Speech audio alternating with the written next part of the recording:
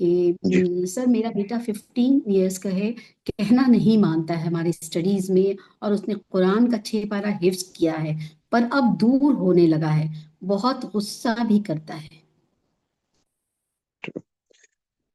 देखिए, 15 साल की उम्र में आपको वो थोड़ा सा ज्यादा, जिसको कहते हैं होलिस्टिक वे में माहौल को देखना, मतलब सिचुएशन को देखना होगा। एक तो कि वालिद से उनके उनके वालिद का क्या रवैया, ये बहुत इंपॉर्टेंट है।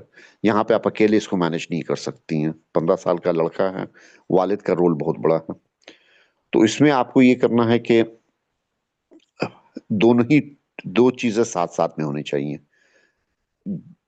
वालिद और आप मिलके उनके, ये एक रूल, घर का जो भी रूल है उसको लगाना है। फॉर एग्जाम्पल के नमाज वक्त पे पढ़ना है, वक्त पे सोना है, वक्त पे, बातें हुई। दूसरी बातें हुई कि जो उन्होंने 6 पारा हिफ्ज किया हुआ है,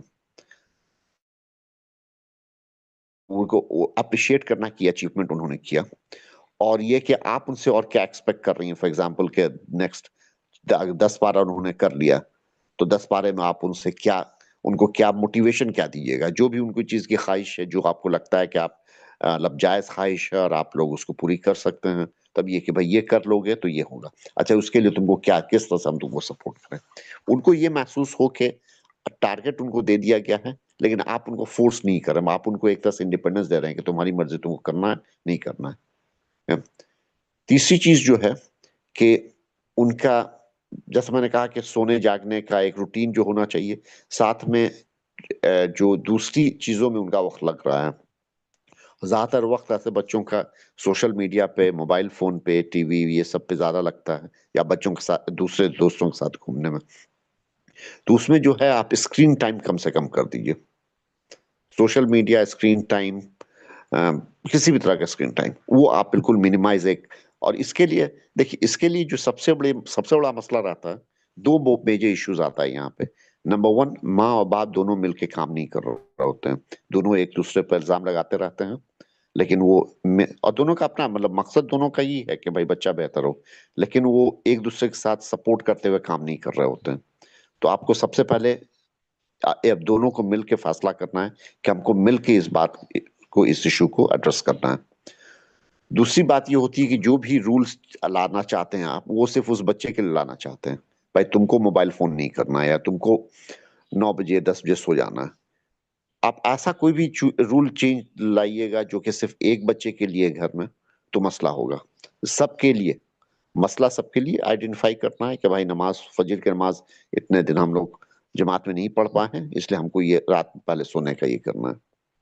मैं एग्जांपल दे रहा हूँ, मतलब मैं नहीं कर रहा हूँ कि नमाज लोग नहीं पढ़ रहे हैं। तो इससे ये होगा कि जो जो रूल सबके लिए बनेगा, तो वो बच्चे को एक्सेप्ट करना आसान हो जाएगा। दूसरी चीज ये है कि इस उम्र में आप बच्चे को जबरदस्ती करना बहुत मुश्किल हो जाता है, खास करके भाई कोई ऐसी चीज जो दूसरे बच्चे नहीं कर रहे हो। तो आप उसमें एक, उनके दिमाग में डाल दीजिए कि भाई ये चीज आप उनसे एक्सपेक्ट कर रही हैं, और ये कि इस तरह का इनाम उनको मिल सकता है, लेकिन उनको ये महसूस नहीं हो कि आप जबरदस्ती कर रहे हैं।